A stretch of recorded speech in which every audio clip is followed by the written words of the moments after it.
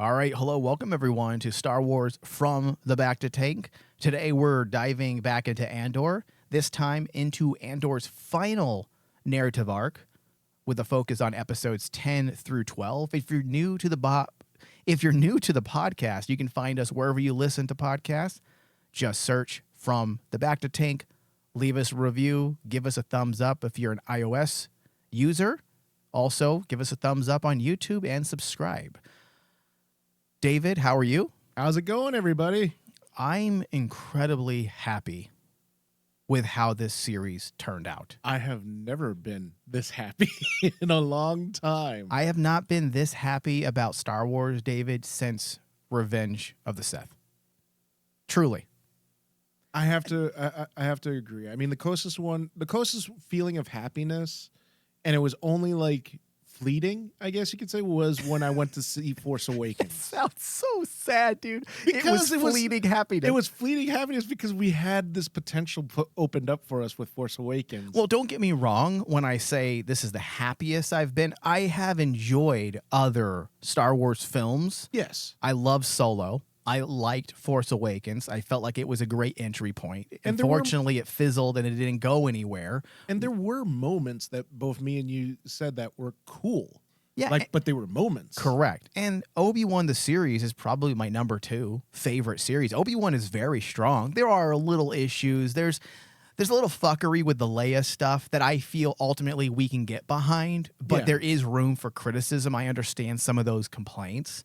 But ultimately, Obi-Wan is a very strong series. So by saying I haven't been as happy as I am with Andor since Revenge of the Sith doesn't mean I have not enjoyed other things.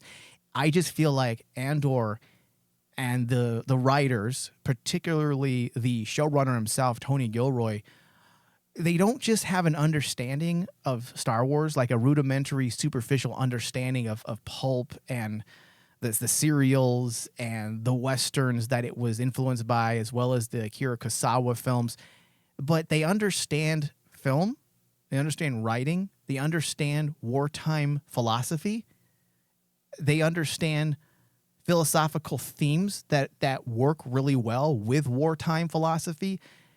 And ultimately, that's why we got such a strong series. And I understand some of the other complaints, Dave, that people have had saying that this is incredibly boring. There are people that still say, very few, but there are some Star Wars fans who have stated, including comments made to our YouTube, as well as our I believe our Facebook and Twitter, where they have said it's hard to deny that this series is good in terms of quality writing, but how dark can Star Wars possibly get? And I would agree with that if we're dealing with something entirely new. This is a story designed to be told in the gaps. Yes. And in this particular moment in Star Wars, it is not about happiness. It is the darkest moment in the Star Wars universe. Yeah. So looking at it from that perspective, I feel like it absolutely works. Now, we did pose a question, David, during our very first discussion, and we will answer that question at the end before we close out today. And that question, David, was, should the future Star Wars operate within a familiar or similar template as Andor? Should this be the template that future Star Wars follows? All right. On that note, David, how about you give me your initial thoughts on the final 3 episodes? The final 3 episodes, I think, while I do agree with a lot of criticism I've seen online of the 3 episodes, that they're not as, quote unquote, not as good as the last 3, because the last 3 were awesome. That story arc was just very well done. And if you listen to our last episode, I argued that basically that might be my favorite story arc. Mm-hmm. This right here, though, I felt was everything that I needed to transition over to the most important part of this series, which was to connect Andor to Rogue One. Essentially to close the door for Tony Gilroy's story that he started so many years ago with Rogue One. So one of the things that I've been saying since the get-go was you have to not take away anything from Rogue One, because Rogue One was so good and it was such a important moment because it bridged the gap from the era of the Empire to the beginning of the new rebellion. And you can't take away anything from that. And sure enough, throughout the entire time me and you have been covering this particular season of Andor, I was like saying, do not mess up the legacy of Rogue One. These last 3 episodes actually helped contextualize even further Rogue One and made me really actually go back and rewatch Rogue One, and I get different vibes now, especially watching Andor. Yeah. And when you see Cassian at the very end with Jyn on that beach, it hits differently now because the whole idea what Tony Gilroy was posing in season 2 of Andor really ties to the importance of Cassian to the whole story. He might not be like the greatest, grandest hero of the galaxy like Luke Skywalker, but he still played an important role because he had to get us to that beach. That was it. In a lot of ways, Andor represents the ambiguous nature of the Force. Yes. I'm not saying he embodies the Force, but if you look at those parallels, the Force operates at a very ambiguous level. Mm-hmm. Andor thrives in ambiguity. Yeah. And if you think about it, I thought it was a genius. It was one of those things that had me and you really wondering when they introduced the Force healer into the story. Mm-hmm. And it was like saying, well, why are you throwing this in there? And then when you get to the end of these 3 episodes, you begin to realize Tony Gilroy did the one thing that any other filmmaker that has stepped into the ring trying to do Star Wars has tried to emulate from George Lucas. Give the Force some semblance of substance in the universe. It's not just lightsabers and Jedi and Sith. The Force actually is this entity that basically cosmic influence. It's a cosmic influence, yeah, that basically controls the galaxy, and basically everyone has their destiny. Yeah. And that's what I loved about it in the very end, where it's kind of like and I encourage people to actually, when you finish Andor season 2, immediately go into Rogue One, because then you will see the idea of destiny fully in focus. Yeah. I think it's interesting that you bring in, fate and determinism, because Star Wars, without a doubt, there is no question, it operates at a very deterministic level. Yes. The world of Star Wars does not really make room for the idea of free will. Yes. It really doesn't. It's a determined path filled with prophecy and promise. Every single one of our characters are designed that way, even with what they did with those. If you go back to the 3rd arc with Andor, even Andor now is being thrown into that cosmic deterministic wheel or pattern that your life is determined. And that's another thing that I really like about this series overall. You're dealing with a prequel, and we know that the end for many of these heroes, what it means. We understand. We've seen New Hope. We've seen Rogue One. So the prequel itself is also, in a meta aspect, is operating within deterministic, what's the word I'm looking for? It's working within those same deterministic parallels. Yeah. So because of that, I just think ultimately it's just very poetic how it functions at large. And that's the thing, that right there is exactly what I came away with from watching the last 3 episodes, is Tony Gilroy was able to make this series so poetic because he was able to play within the writing functions of parallelism, predeterminism, the cosmology of Star Wars itself. Not just basically saying, oh, here's the Empire, here's the Rebellion. No, he actually told a story that functions perfectly within Star Wars. Yeah. And if you think about it, so many other creators have tried to come in, tell their story, and fight against the Star Wars mythos, fight against that cosmic god, try to change it. Acolyte and Ahsoka, both, even though I like large parts of Ahsoka, where Ahsoka gets a lot of things wrong is in its nuance. Yeah. the way it operates, or at least the way it describes the Force and the whole connection to Sabine, which is very weird, strange. But you're right, David. Like that's the thing that really works about Andor is it goes to show you that that all the people that said we don't need to have Jedis all the time in Star Wars, and a lot of people were like, well, yes, you should. I've always been an advocate for Jedi because I've always assumed that Jedi means that we're going to have some use of the Force in some way. Yeah.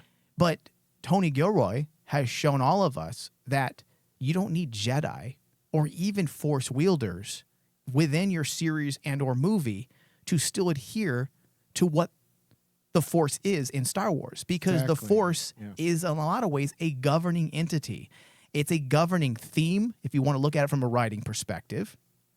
If you just stick to the philosophy of the Force, how George Lucas laid it out, you will never get it wrong. Yeah. And that's what Tony Gilroy did. He didn't look to, I don't even want to use the word recontextualize, because that's what we're getting a lot with the modern Star Wars. We're getting recontextualization of the Force and the world of Star Wars at large. And what that's doing is creating a lot of contradiction with what Lucas had put out. Whereas Tony Gilroy is not looking to recontextualize like the broader cosmological trappings of Star Wars. Yeah. He's looking to flesh it out, to expand it out, to embrace it. And that's the difference. Ultimately, David, if you had to pinpoint the biggest difference between Tony Gilroy's Star Wars and everyone else since Lucas, is that he's not looking to remake it. Yeah. He's not looking to recontextualize and say, this is what I've done with Star Wars. He's looking to further what Lucas has done by expanding out what Lucas has already done. It's not that hard. When someone has already done it, exactly, all you have to do is continually expand on it. That is it. And a great outside example of this, where if people don't understand what we're saying, is take a look at this trilogy, because Andor season 1, season 2, and then Rogue One, I think is a straight trilogy that we can look at as Star Wars fans and say, this is a really good trilogy, compared to the sequel trilogy that we got, where you have that moment in the middle of the sequel trilogy where everything gets thrown out the window. Why? Because they want to change the universe. Yeah. They want to do something different and new and invigorating for the fan base, instead of actually just trying to focus on the story of the universe. Yeah. Focus on that. You can still tell a different story. Yep. But, those are the examples I came away with especially after watching the last 3 episodes, because the last 3 episodes, it was funny when it really hit me that essentially Cassian, and if you watch up to the end of the last episode, Cassian's story is almost parallel to Luke's. Yeah. Where it's like he has his call to action. Who calls him to action, especially in the beginning episode, is Luthen, who's this old, burnt out super spy. Mm-hmm. What happens to Luke? Luke gets called to action by this old, burnt out Jedi. Yeah. And it's like then because what did I say, David? The playbook is already written. The playbook is written, and it works. Yeah, Tony Gilroy didn't need to rewrite the playbook. He just reworked it to fit his story. That's all you need to do. So I personally don't have a lot of complaints ultimately with the series, Dave. I will say that the benefits of knowing where your story is going from the beginning, i.e., for example, Andor as a prequel, it always knew its endpoint. Mm-hmm. That's one reason you can point to as to why the series feels so complete and so cohesive across the board, because they knew where they were going. And I know that's something that people can say, well, Michael, yeah, Rogue One, Empire, or I should say New Hope, we knew where it was going, obviously. But my point in saying that is that this should be an example for all writers. You should always know your endpoint, because what does having an endpoint do? It gives you a mark. It gives you a definitive target. And you can then go back and make sure your writing falls into those appropriate beats so you can get to that endpoint. We must go back to that. The value of intentional storytelling in a predetermined narrative arc is great. And there are some people pointing to like some of the loose ends. But those loose ends are a good thing. And I will get back to that in a moment, David, when I can explain it more further. I don't want to jump ahead too much because there are some loose ends. We have the Bix aspect with the child. We have Mon Mothma and Vel, Clea. But are these loose ends, or is this representative of real life? Is this another bit of realism that's being doused throughout Andor? Stories don't end tidy. Stories don't actually end. Yes. Stories are always in motion. We, as individuals, continually enter into stories that are already in progress. Mm-hmm. And then we leave before that story ends. Yeah. So if you look at Andor as an exercise in realism, in cinematic realism, then I think that notion of having those open-ended narrative aspects in connection to some of our characters, I think that works. Yeah. I absolutely think that works. And ultimately, Andor thrives in ambiguity, right? Mm-hmm. And nowhere is that more apparent than in the way it frames institutional power and resistance. And this part here, David, is one of the strengths of these final episodes. Let's talk about Dedra. I knew you would. For instance, she's essentially a scavenger. That's what they called her within the Empire. Not because she's powerless, but because she's working from the margins of the Imperial intelligence machine. Her peers look down on her, dismiss her insights, and what's fascinating is that this exclusion actually sharpens her thinking. Mm-hmm. Her marginalized status puts her into a similar category as the very rebels she's fighting. Like the comparison, if you remember, in Inglourious Bastards, about rats versus hawks. Dedra understands something her superiors can't because she's forced to think like prey, not predator. Yes. That gives her clarity. Until the same arrogant blind spot that defines the Empire ultimately swallows her whole. And the irony, David, is that the Empire loses not because of brute force, but because of its own refusal to see what's beneath it. They're outwitted by the very people they've rendered invisible.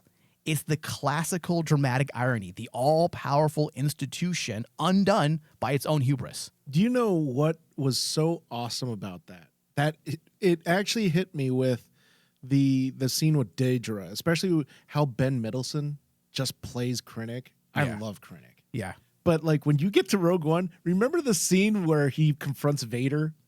And what does Vader tell him? Do not let your, I think it's your obsessive something about his confidence and confidence. Yeah, something I forgot exactly. Do not choke on your overconfidence, something on that lines. What has happened here? Yeah. Krennic basically talks down to Dedra, and in a lot of ways, this is what leads to Krennic's downfall. Yeah, it's a narrative parallel to Tarkin as well. I mean, Yeah. Tarkin was told to vacate the premises, and he said, "What? In our moment of triumph? In our moment of triumph. They're literally about to blow up the Death Star. Nah, not possible. Not possible." And that's the thing. That ultimately, that's what I love about the scenes, especially with the Imperials throughout Andor. You get this sense that a lot of the higher ranking, their downfall is their own arrogance. It's much like who leads them? Palpatine. Yeah. Palpatine's main weakness is his arrogance. It's like, well, you know what? Your faith and your friends are yours. Exactly. So that's what leads to his downfall is that arrogance that bleeds into all of the people that basically follow him. This is why I say Tony Gilroy has a nuanced understanding. Yeah. Filoni, I'm not going to take away what he knows, but it seems like after he left Lucas and Disney took over, it seems like Filoni has a not as a firm hold not a firm hold as we had originally thought he had on the understanding of Star Wars. He seems to have, much like Favreau, a superficial understanding, the basics. Yeah. You know, the paint by numbers understanding of Star Wars. But when you have Lucas right behind you telling you. Right. And when you analyze, like we're doing here with Andor, despite the bleakness, let's just put a little asterisk next to that, because I know people are going to always go back to that. But Star Wars is about hope. Okay, yes, I understand that. But let's put an asterisk. We're going to set that aside, okay, for the time being. Tony Gilroy understands the nuances of what makes Star Wars Star Wars. That's plain and simple. It's very clear with all the parallels, the callbacks, and even, David, the way he delves into politics, even social politics, okay? Yes. For example, with the whole Dedra thing. She has been coded as a woman who is facing misogyny in the workplace. That's essentially what she has been coded as. Yeah. If this was a hack writer, it would have been made clear to us. Oh, they don't like women. They're all misogynistic. Instead, he realizes that's hacky storytelling. So let me show the realities of what a woman like her would face when she's placed in a room filled with arrogant men. Exactly. And that's why ultimately her strength, and that's again, the power of Tony Gilroy's understanding. Her strength is her perceived weakness. And her perceived weakness is her strength in finding the rebels. But the arrogance of the Empire themselves refused to listen. If they had even listened to her in these final episodes, they might have won. Yeah. And here's the thing, too, because, like, Daedra's story is ultimately about a tragedy, right? You have this person yes. who buys into the system, and the system ends up eating her. And, like, it's interesting to me now seeing her entire story being told when you see the importance of a character like Cyril to her story, because now that's why the realization of her in the very end comes to full view. Yeah. The way even though she loves Cyril, the way she treats Cyril is that arrogance. There's that almost like touch of arrogance of the Empire, where it's like, no, you gotta do what I say. Sorry. Well, she's the child of the Empire, right? She is the child of the Empire. She's a product of upbringing. And then when she comes to when Krennic, when I thought it was the most. If I had a boss that did that to me, I would have turned around and decked him. Where he just basically takes his fingers and he pokes her right in the head. Yeah. Oh my God. It's so demoralizing. It's so demoralizing because it's kind of like, this is exactly what a part of her almost did to Cyril. Yeah. And also it just shows how insignificant Krennic views her. Everybody. Yeah. Not just her. Everybody. Because he doesn't, that's the whole point about the Imperials. If you're high in rank, you got to look at people down below you as their scum.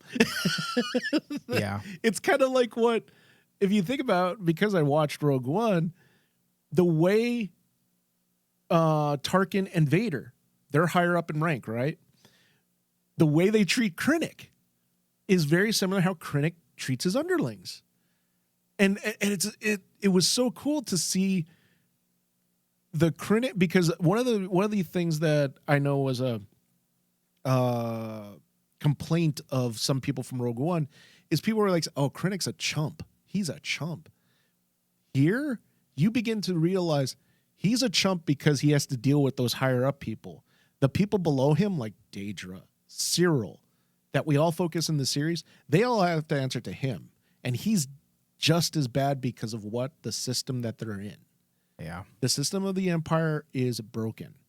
Yeah. It's definitely powerful, especially that ending, David, which goes hand in hand with the tragic end for Dedra, is her I don't know, her superior. What's his name? Partagaz? Partagaz? Is that his name? I gotta remember. Partagaz. I want to pronounce it right. I believe it's Partagaz. When he realizes the error of their ways, like a lot of people are reading that as like the typical, and Tony Gilroy doesn't do typical. That's why I'm saying this is not typical. Or typically you would have the Nazi coward who at the end, when the war is about to end, they kill themselves. Yes. That wasn't, to me, that did not come off as cowardice. I'm sure there's a form of cowardice in his actions, but it wasn't 100% cowardice. It was, what the fuck have we done? That's what it was. It felt like to me when he had tears in his eyes and he was listening to the manifesto.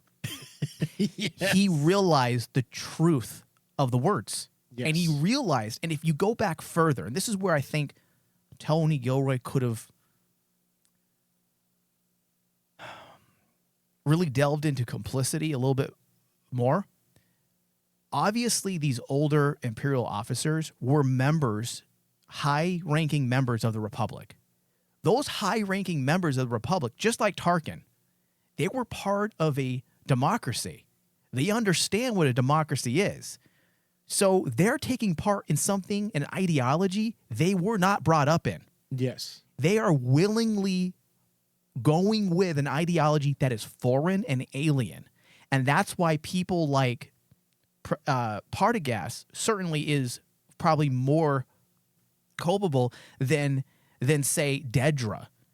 But it's also why he's in tears, because he realizes perhaps at one point he might have thought the Empire was the solution that would end the war. Yeah. The same with Cyril. Correct. Because They thought that would be the solution, because what was the alternative? Continue to war against the Separatists? Well, let's end this war. Well, they realized that through their desire to end war and bring about peace, they brought about something far worse. And that's why, yeah, a lot of people online are going, oh, it's the atypical thing, and Nazi kills himself in the very It end. really isn't. It's And it's entirely not, different. because you have to take a look at the story, look at the narrative in totality. Yes, the influences, the superficial influences are there. Yes, George Lucas created the empire, this concept of the empire based on Nazism and World War II. But there's also something about delving into characters. That's how we get to actually care for these characters. When Partagaz kills himself, I was like going, oh yeah, you see that the reason why he's crying is because, just like what you said, that realization that, oh my God, I made the wrong decision. Yeah. Much like Daedra when she gets imprisoned. Oh my God, she made the wrong decision, because like it all started with the Cyril scene, because you just can't have her just automatically snap. Oh, I made a mistake. I am so sorry. No, that's not how real life works. Regret builds up over time. Mm-hmm. It doesn't happen right away. And the thing I always tell people is, like, we don't regret our actions the day after we do them. We regret our actions 10 years after we do them. Yeah. That's how it works. What? Retrospection? What? Retrospection is slow. It is a slow death. Yeah. And that's what happens in the end with Daedra.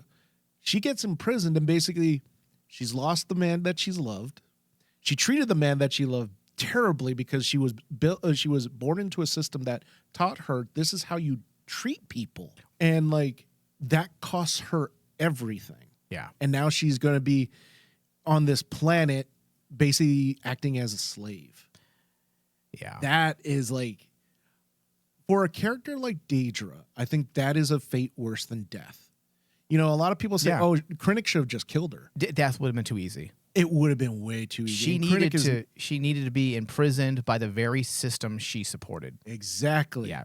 And it's that harsh realization that you thought you were working with the system, but the system is actually just eating you. Yeah. Yeah. And the rebels, they're not clean either. Nope. If anything, Andor, the series, complicates the rebellion myth by introducing someone like Luthen, as we have discussed time and time again, who operates from the shadows, making those impossible choices.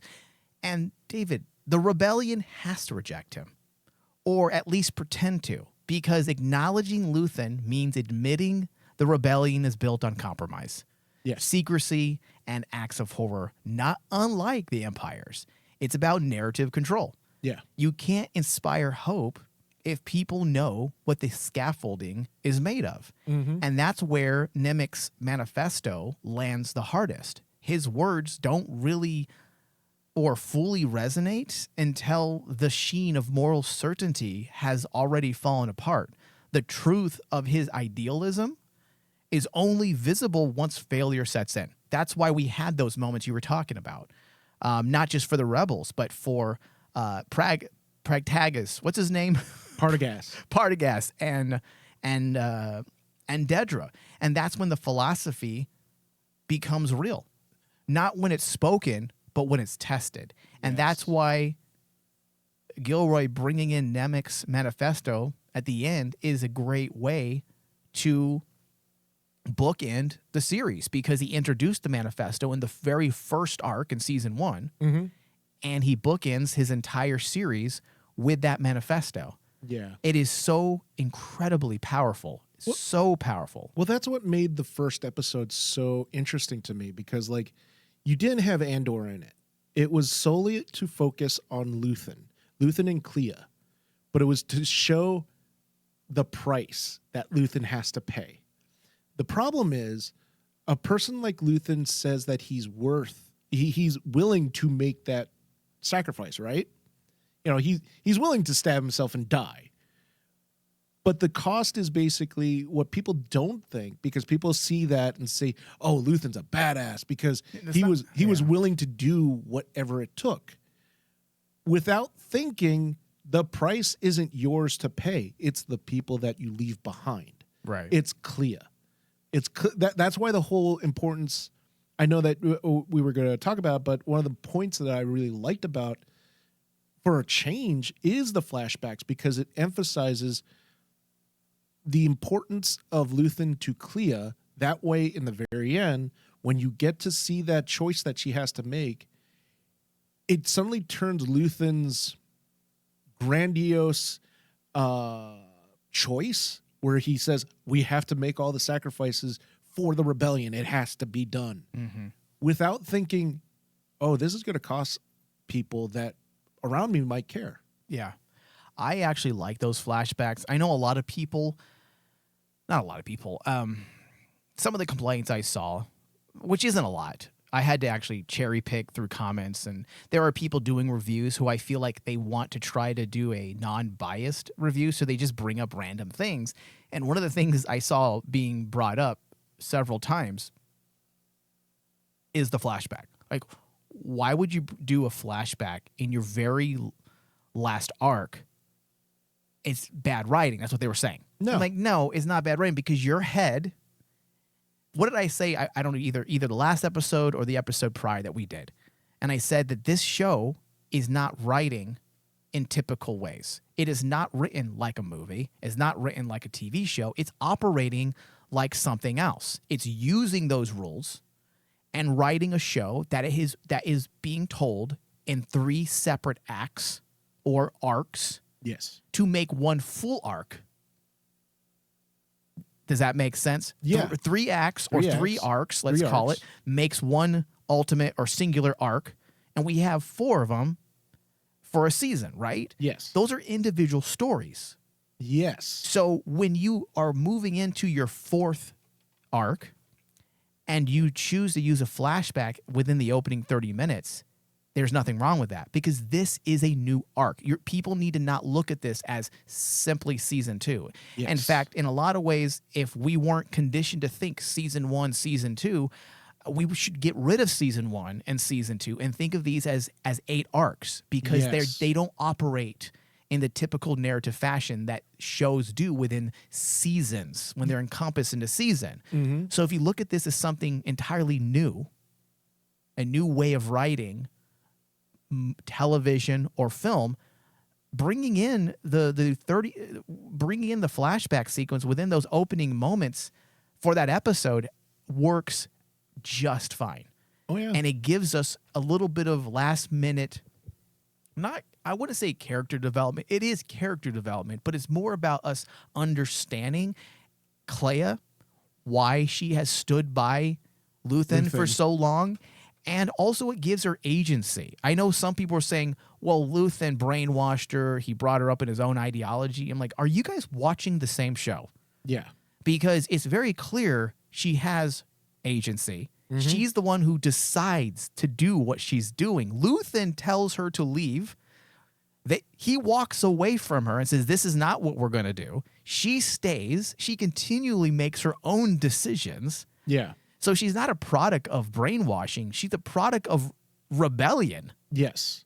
Because like she's much like Daedra, where Daedra is brought into a system that is broken. Clea is also brought into a system that is broken. While it's a system that majority of people would rally for, you know, the quote unquote good. Yeah, and that's another thing. We don't have, unfortunately, the English language is built on, you know, not just the English language, but Western languages at large are built on the binary notions of good and bad. Good and evil. We don't have more nuanced terms for things that we can't put into those binaries. That's why it's so hard for so many people to talk about a show like this, because Luthen is, air quotes, bad, but he's not evil. He's not evil. Krennic is, air quotes, not good, and he is evil. He's evil. And this is what life is. Life is There you not go. put into those. How many times a day do we make decisions that could be considered not necessarily clearly and distinctly labeled as good and bad? Exactly. And that's the problem that I think when I see a lot of reviews on Andor, that's what I see a lot of, is a lot of people, and I enjoy it, don't get me wrong. I think it's really great that Andor has created this conversation among people, because I believe that basically people should actually expand their thoughts and realize nothing is binary. You cannot look at something as black or black and white. I hate to break it to everyone, but morality is made up. Morality is made by the winners. It doesn't mean that there isn't bad actions, let's say. Mm-hmm. I see, even that's hard to even say. It's hard to say. I should say something. I shouldn't use words like bad. I shouldn't use value words. But my point is that morality, for the most part, is made up by the people who have power. Yes. And control. And then the people who don't have power and control make up their own morality. Mm-hmm. And typically, the moralities and what they deem as good or bad is a direct reaction to the ones in power and the morality they've created for themselves. Yes. So in essence, our ideas of morality is a feedback loop. Oh, that's good? Well, that's not good for me. What's good for me is X, Y, and Z. And what you're doing is harming me. So what you're doing is bad. So now we create these different affinities for good and bad. That's what we've done since the dawn of time. Yes. I'm not saying there isn't a definitive good that we could probably seek out. Mm-hmm. Definitively, will we ever know that? Probably not. But I think most of us, in terms of human thinking, could probably think that there are typical aspects of life that we can all agree, or actions in life that people may or may not make, that we can all agree is definitively good or definitively bad. Yeah. That's why but for the most part, it requires nuance. That's why I really encourage people. I know I said this before. I really encourage people, watch Rogue One again and stop and think about what we're seeing. Because you have this story of Andor, of Cassian, where he's stuck in this gray area where he has to make these decisions that will essentially influence the Force in the galaxy. It'll either go light or it'll go dark. Yeah. And when you get to Rogue One, Mike, the very end, when the explosion happens, you see everything go white. And everything suddenly changes, where it's like you see the rebels running through the hallway. You have the Darth Vader scene. Right. A scene of total darkness, right? And then followed it up with them getting the plans to Princess Leia. And remember the scene that we were saying, oh man, it's a little cringy when she turns around and says, it's a new hope. Yeah, the CGI. The CGI. But when you take it into context, you have a moment of darkness, but then you get to the point of Leia and then it becomes a moment of light. Yeah, well, because that's the point. That's the point. That's the point that people are missing. Like I know there are some, again, people who have complained about the show being so bleak that you're destroying the idealistic nature of Star Wars, this idea of good versus bad, and that good will always triumph. I'm like, well, again, we're working within the gaps of your so-called good and Evil. And this is a story showing you the path to good, but the path to good is marred with ambiguity at times. Yes. So they're not destroying the world of Star Wars. There's still clearly a good decision and an evil decision. But to Yes. get to those good decisions, you need people sometimes like Luthen, like Saw Gerrera, like Andor himself. It's largely Abrahamic in a lot of ways.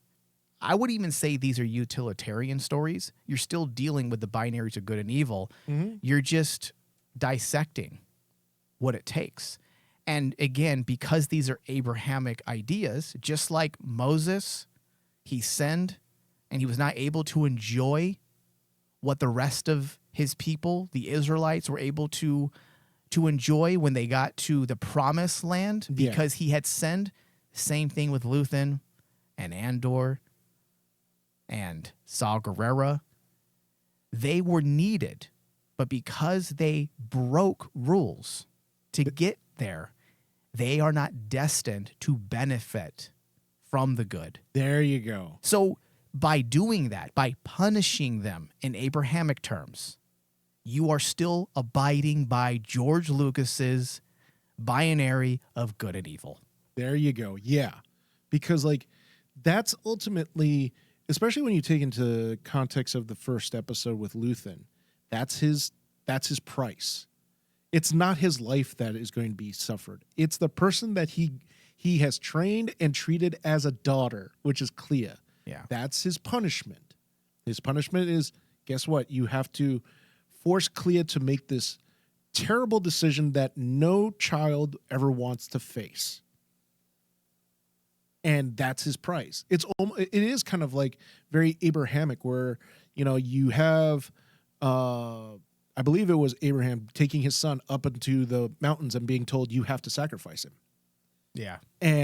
But instead it's Luthen. Luthen has to actually say, you're going to sacrifice the well-being and future of Clea because of your, not arrogance, but your choice. Mm-hmm. This is your choice.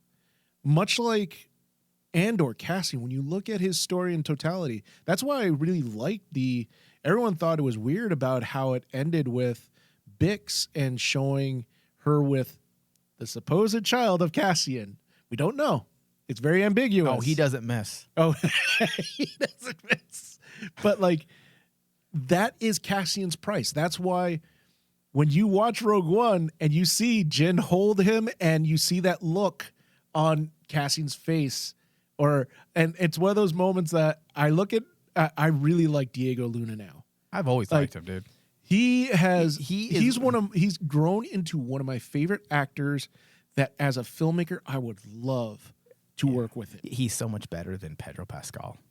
I think so because Dude, he's so much more emotive. Yeah. Like he can pull so many emotions out of his performance that you can look at his performance in many different ways. And that's why I say, look at Rogue One now after seeing Andor. That moment when he's holding Jyn and you see them essentially die on that beach and you see the look of recognition. Yes, they did. Yeah. Well, you see that look of recognition almost on Andor's face. You kind of actually, it almost made me think, did the Force actually show him that scene with Bix? Where it's kind of like, this is your price. This is this is what you fought for. And this is what you're going to get in receive. Yeah, that's the hope. And this series isn't about the hope. It's the road to hope. The road to hope. And that hope is realized when you see the people you've left behind who will continue your war, continue the march forward. Exactly. Yeah. So on the domestic front, since we're going there, we have Mon Mothma's storyline. And she, largely it, of course, operates very similar to everything else. Her husband's betrayal both political and emotional. Yeah. We saw at the very last moment, he's continuing to live a life of selfish decadence, even after his death or even after his wife leaves.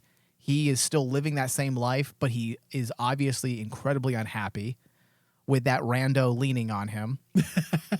It goes to show you getting strange doesn't equate happiness. No, it doesn't equate happiness. I mean, it's a stand-in for the apathetic elite. You know, it shows that even the most refined parts of the galaxy, Coruscant, as we mentioned, there's compromise and decay that runs deep. Yes. And Mothma's story isn't about revolution with a capital R in a lot of ways. It's about survival through performance, optics, and quiet devastation. Yeah. And Cassian, you bled into his ending quite a bit, so I'll just add a little here. The writers for Andor, Dave, and tell me if you agree or disagree with this. I think you might, because I believe this is what you were essentially alluding to here with Andor being on the beach in Rogue One. Yeah. The writers of Andor needed to give our protagonist, Andor, a moment of legacy. Not just in the mythic sense of rebellion, but in the deeply human sense of lineage. The final scenes don't just prove he existed as a name destined to appear in Rogue One. They ground him materially and historically and ultimately biologically. His legacy is not abstract. That was the sad thing for me. Is this guy just going to die as a known name just like Cyril? Yeah. But his legacy is not abstract. It lives on in the form of his child with Bix. That presence, however quietly rendered, actually anchors Cassian not just as a martyr or a revolutionary, but as someone who left something behind that persists. Not in ideology alone, but in blood, memory, and potential. That's the hope. That's the happy ending. Because looking back, a lot of these shows should have some type of happy resolve, and we know a series like this was always going to end bleak. Mm-hmm. But this is Gilroy doing right by Star Wars fans, knowing that we are accustomed to something of happiness at the end, something that fills us with that hope. And that's the purpose of Bix and the child, to Yes. give us that sense of continuance for Andor, that his bloodline, his fight isn't coming to an abrupt end in some type of martyrdom and sacrifice. Well, it also brings it into focus about the parallels that Cassian has with many of the characters. Mm-hmm. Like, all these characters, Cyril, Daedra, Guerrera Saw, all of them essentially will die without that legacy. They will become part of just this machination of the war, of the empire and the rebellion. Krennic will be forgotten. Krennic will be forgotten. In fact, he already is moving into New Hope. Yes. Who's Krennic? We know who Tarkin is. And like when you get to that time, that whole scene with Bix, it's supposed to give you that parallel that because Andor went with the quote unquote force, his destiny, and he embraced it, his legacy will live on. It may not be as grandiose as characters that we all love, like Luke, Han, and Leia, but it's going to be big enough where he will not be forgotten because he will have a child that obviously Bix has very deep feelings for Cassian. And of course, this is all headcanon, and this actually shows like the type of person that you are.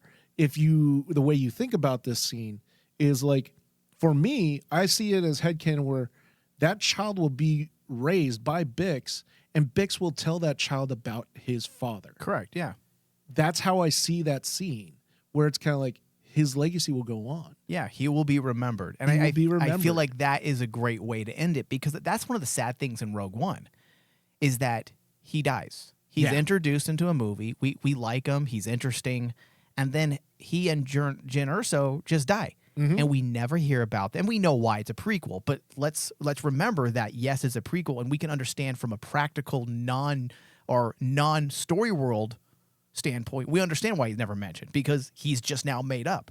But in a narrative, in story or diegetic way of looking at this, it is sad because we never hear about Andor, we never hear about Jyn Erso ever again.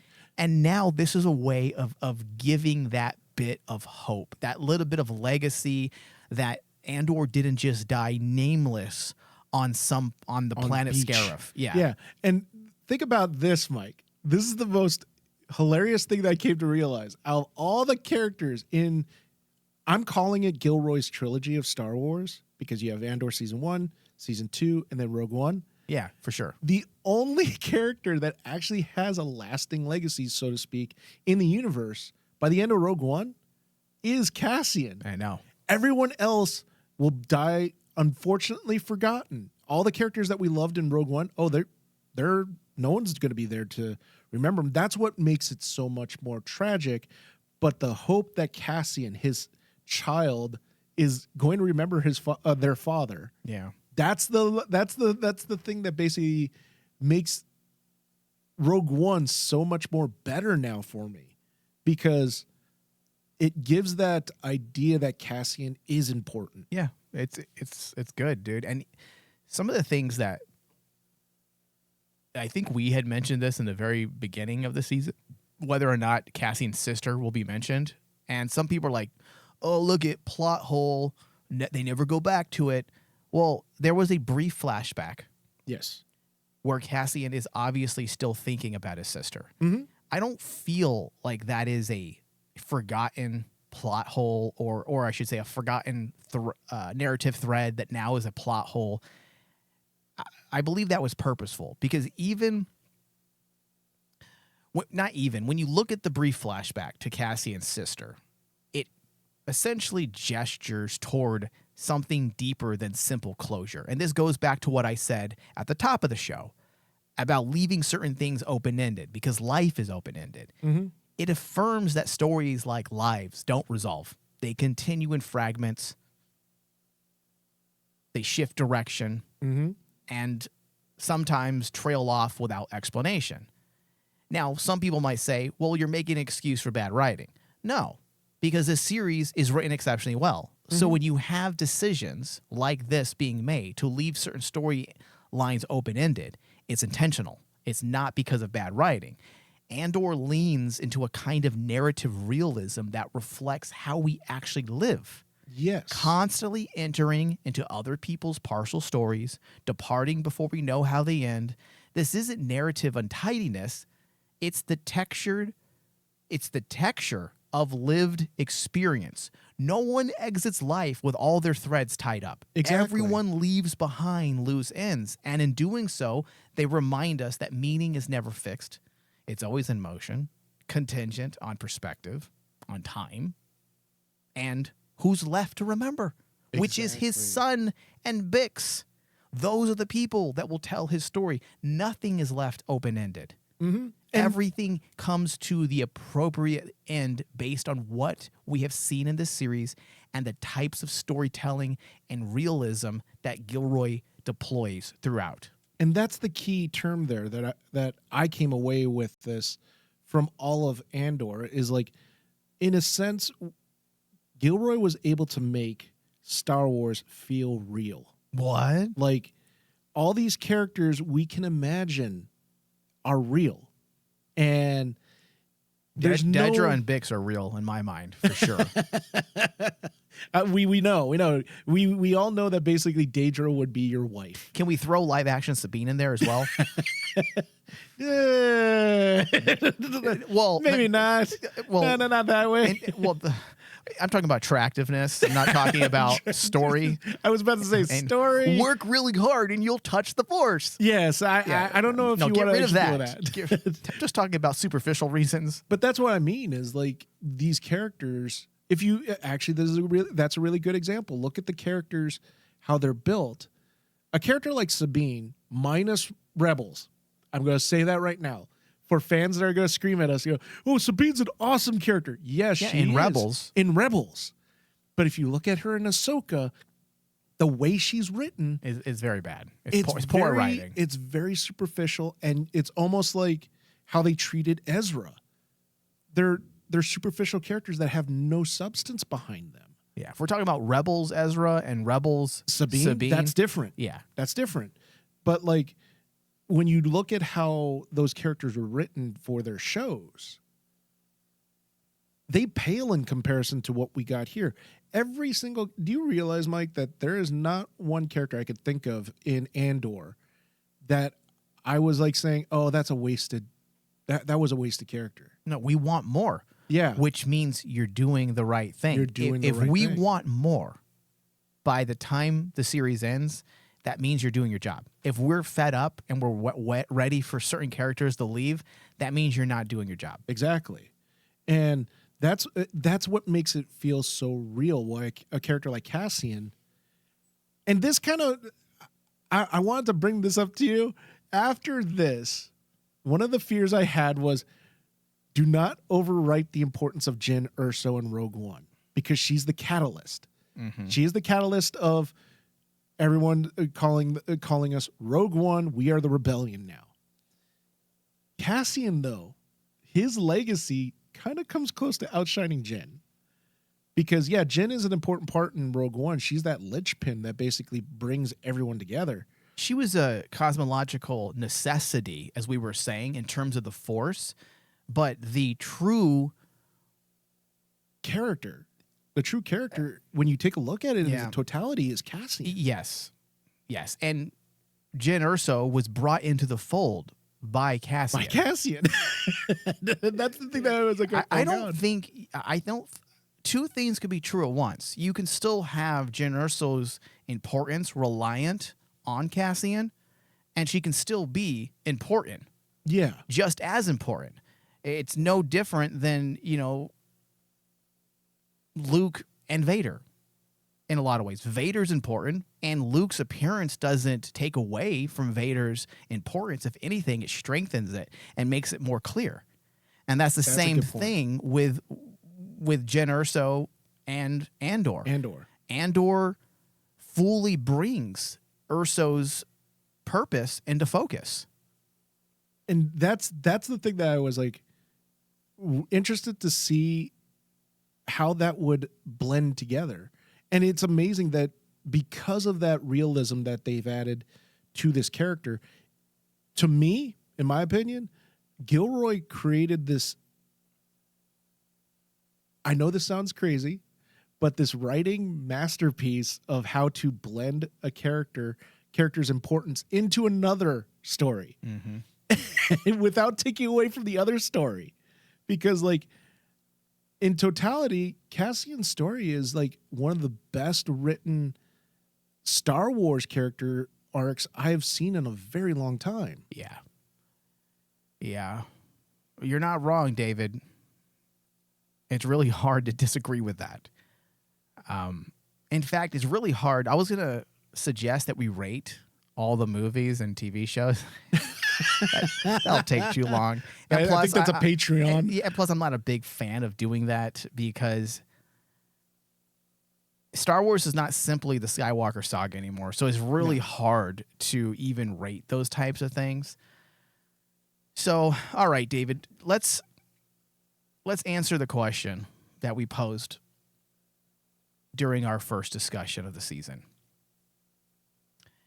Should Andor, moving forward, be the template that future Star Wars writers, producers, directors follow? Should we take Star Wars more seriously? Or should we continue to shrug and say it's a silly kid franchise? Who cares?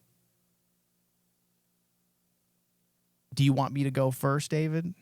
If you can go first, because I'm trying to formulate the best way of saying this. Okay. This is difficult for me. It is. Because I don't want Star Wars to be all like Andor in terms of aesthetic and emotional feeling. Star Wars can be numerous other things. It can be slightly kiddish, like Skeleton Crew. Yes. It could be more focused on maturity and serious themes like Andor. It can be like Mandalorian. But where I think Star Wars at whole should align with Gilroy's direction is its careful attention to narrative strategy. Its careful attention to execution. Its careful attention to fleshing out what Lucas has already started. Not looking to introduce and change the world of Star Wars to fix or to fit into trendy political wants and desires. Moving forward, I believe Star Wars should take themselves more seriously. There's a reason why Star Wars fans continue to hearken back to Empire Strikes Back as the best Star Wars film. There's a reason why we keep hearkening back to The Revenge of the Sith as being one of the best Star Wars installments.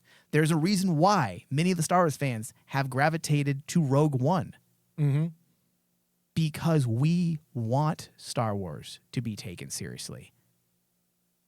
We want Star Wars not to just be shrugged off as designed for 12-year-olds, so here's another silly droid moment. Yeah. Not even George Lucas did that. George Lucas had some fun, and he turned it a little more kid-friendly as it progressed, but he still adhered to those more mature aspects that kept old-school fans coming back. Shows like The Mandalorian have thrown out its seriousness. That's my problem with Mandalorian. Not its levity. Not its fun adventure moments. I love Indiana Jones. That's a fun adventure series. There's nothing wrong with it. But it also takes itself seriously. Mandalorian doesn't really take itself seriously. Book of Boba Fett doesn't take itself seriously. No. Ahsoka tries to take itself seriously, but fails ultimately because Filoni, I don't feel, could handle a live-action TV show on his own. And he did it pretty much by himself, which was a mistake. I feel like if he had a writing room in there with him, I feel like he probably could have done a little better. Mm-hmm. His experience is in animation. It's very different. Animation and live action are two different beasts. Yeah. So moving forward, I do feel like, with some caveats, I do feel like Star Wars should follow Gilroy's path. It should be taken seriously. Okay. You make a very strong argument for that. You really do. And I ultimately was going to side with you with it. We're following the template that Gilroy set for future makers of Star Wars is something that basically they should follow, especially in my opinion, if they are not, quote unquote, up to snuff with quality. Okay. If they are someone that's coming in because we've seen the trend that basically Disney and Lucasfilm have tried to bring in new talent, new blood, new filmmakers, people who don't necessarily have the experience, and thrust them into a series. Say, here's a series, go have fun, go play in the playground. Yeah, following the template of Gilroy, who is a seasoned, experienced filmmaker, is probably the best way to go. My caveat to that is I think that if they try to keep copying the last guy up, Star Wars is just going to be stagnant after a while. Because like what you said is like Star Wars should be meant to be many things. You can have a series like Skeleton Crew, which was adequate, it was good, and have that levity into it. But then you have Andor come around, and it's this dramatic, Emmy-worthy series of quality. The problem that I see is like everyone's going to try to shoot for what Tony Gilroy did. And essentially... Well, hold on one second. So don't make your decision based on these people being stupid and not understanding what Gilroy's doing. Yes. Because also I want you to continue, but let me clarify what I was saying. I don't feel like everything should be dark, gloomy. I don't think every Star Wars should be doom and gloom. That's not what I'm saying. Okay. I'm saying follow Gilroy's tactics in taking Star Wars seriously, meaning his attention to detailed storytelling. There you go. Okay. That's what I'm trying to say. I'm not saying everything needs to be doom and gloom and sadness. That's not necessarily Star Wars. And I would not want Star Wars to be always doom and gloom, sadness, everyone dies. That's not Star Wars. If you were to always make that Star Wars, it would completely change what it is. Yeah. That's not what I'm saying. I'm saying take it seriously. There you go. Okay. That's a nice clarification, because I can see some people saying, oh, Star Wars has to be this doom and gloom, everyone's going to die. There's no, levity or good versus evil. It's now just this battle between two forces that, are not going to win. Look at the first 5 seasons of Supernatural. Look at Ash vs. Evil Dead. Those are not serious shows. Yeah. But they have serious moments. They take themselves serious. There you go. That's actually a really good, that's a good comparison right there. Now that I can agree with. I could say, yes. Take the craft serious. Don't take complaints from listeners and say, well, it's designed for 12-year-olds. Let's not talk about character development and mythos and pathos. Let's talk about that. Yes. And that's the thing I can 100% get behind, is take the craft more seriously. There you go. See, that's my point. Don't just say, well, Tony Gilroy did like 9 episodes and 4 story arcs, so my series has to have 9 episodes and 4 story arcs. Right. I'm also not talking about style and form. Exactly. I'm saying Star Wars can. That's why I was saying Star Wars can be other things. Mm-hmm. But that's why my point was taking itself serious. That's the key point there. That I will 100% agree with you with. That Star Wars can be taken Why seriously. can't Mandalorian be just like it is in terms of its value, its levity, its funness, but also be considered an Emmy contender? Yeah. Why couldn't it be? There's plenty of shows that are lighthearted, that are still take their craft seriously. They don't shrug and say, well, this is for a demo. These are for a bunch of nerds who don't really care about this type of stuff, so who cares? Exactly. Do we accept Star Trek that way, Dave? No. No, we accept our franchises. We expect our franchise to be taken seriously. And that's ultimately the I think the answer to our question is, think of the quality and think of the execution. Don't think of trends. Don't think of basically, like, oh, well, A worked, so I'll copy A, and then mine will be just as good as A. No. So Give some gravitas to your own idea. Okay, so your point is, yes, take it seriously, but that does not mean that we need to get a bunch of hacks trying to duplicate something. Yes. Yeah, I agree. I'm not saying. Okay, yeah, I agree with that. I do not want Mandor to Mandor.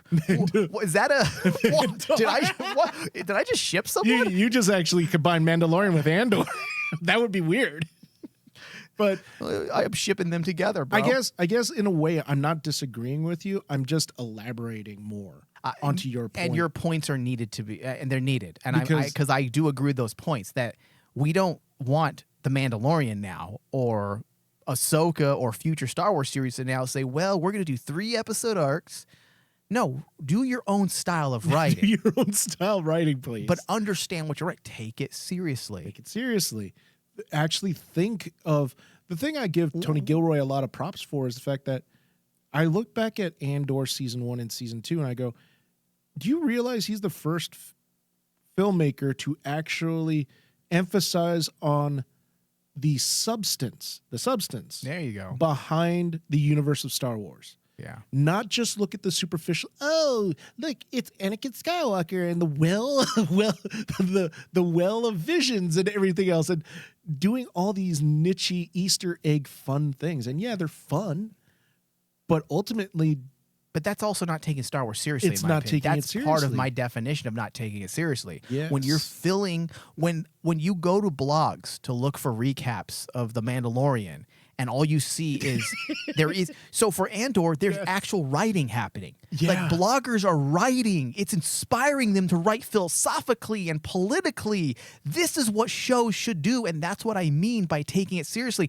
When you look up things about The Mandalorian, it's like how many Easter eggs, and like I spotted 55 Easter eggs in the first episode of Mandalorian season 2. That's what people are writing about. They're writing about that. yes. Andor is inspiring thought. Do you get it? Like that's Yes. my point, David. And That's it. Yeah. I want Star Wars to be respected. Respect yourself. Yeah. All right, David. Do you want to give an RMD score for the entire season? Can you do For that? the entire season, Yeah, for the yes. entire season at Sure. large. And the entire season at large. Now, I know a lot of people would probably be saying that I'm going to give it 100%. Oh, Jesus. Are you? And no, I'm not going to give it 100, but I am going to give it a high 90 because Well, what's a honestly, high 90 for you? I would almost say a 96. Almost, or you say? I'll say it, 96. 96%.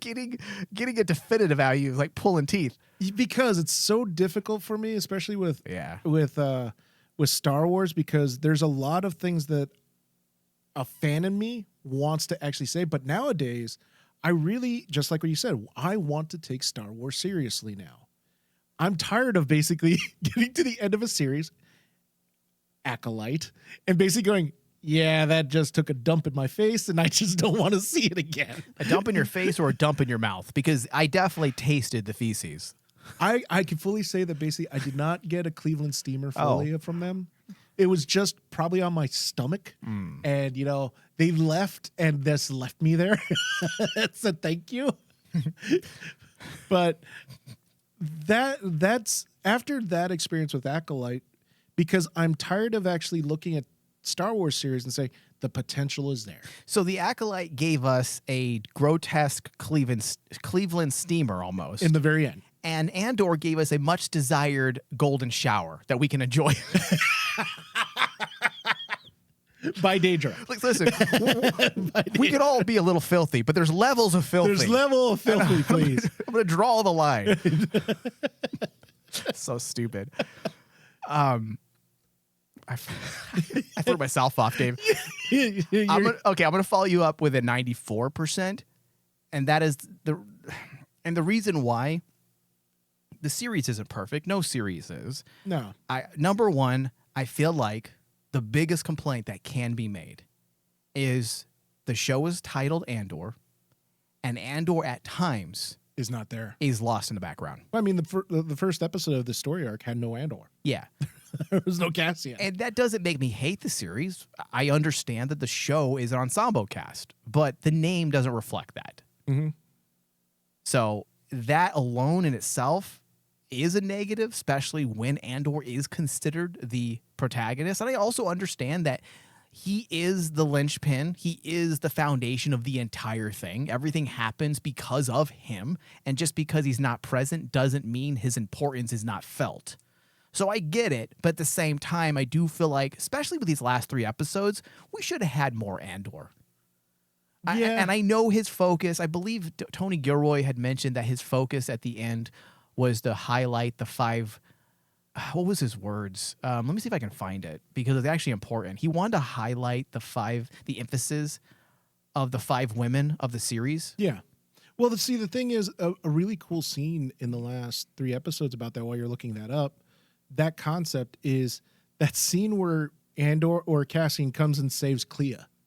And what does Clea do? She looks at him and goes, oh, of course it's you. Because, like, it's still reaffirming the importance of Cassian.